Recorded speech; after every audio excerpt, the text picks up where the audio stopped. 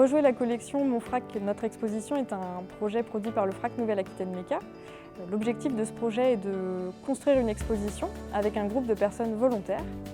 Ces personnes vont donc être amenées à choisir la thématique de l'exposition et à sélectionner des œuvres de la collection du Frac qui pourront illustrer et appuyer la thématique choisie par les participants. Et pour ce projet spécifique, au Fort Médoc, à Cussac-Fort Médoc, on va occuper une partie du site du fort, qui est un fort Vauban, donc qui est un site historique et patrimonial, qui a une forte identité, avec la présence de la Gironde juste à côté, et puis tout un paysage atypique. Donc le groupe va s'emparer de ce lieu et y proposer une exposition estivale, puisqu'elle commencera le 8 juillet avec un vernissage qui s'annonce festif et qui se terminera début septembre. Il y aura également des ateliers consacrés à la performance, donc ils vont vraiment être amenés par Sarah Trouche à entrer dans l'univers de la performance et peut-être proposer eux-mêmes et elles-mêmes une performance tout au long du projet. Ce qui m'intéresse, c'est qu'on a développé à Fort Médoc ce qu'on appelle le kokedama, qui est en fait une pratique japonaise qui allie de l'argile, de la terre, des graines et des végétaux.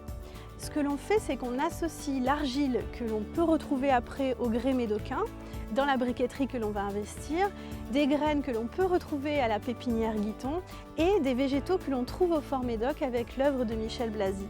En alliant l'ensemble, on crée finalement une proposition un peu personnelle, mais en même temps très site spécifique. Et c'est un peu le but de la performance aussi, et d'être artiste contemporain, c'est de mettre en lumière, de rendre visibles les petites choses que l'on peut trouver autour.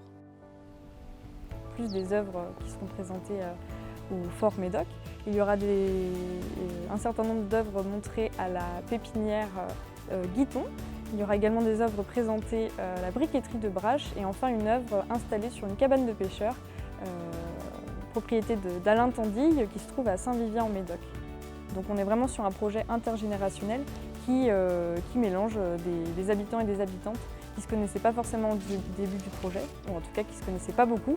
Donc l'idée de ce projet, c'est aussi de créer de la relation et des échanges et des rencontres entre des personnes qui ne se seraient pas forcément côtoyées autrement.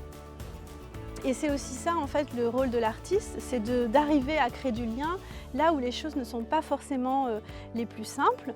C'est ce que je fais aussi avec le festival Perform, qui est un festival que je mets en place au mois d'août, le 20 et 21 août.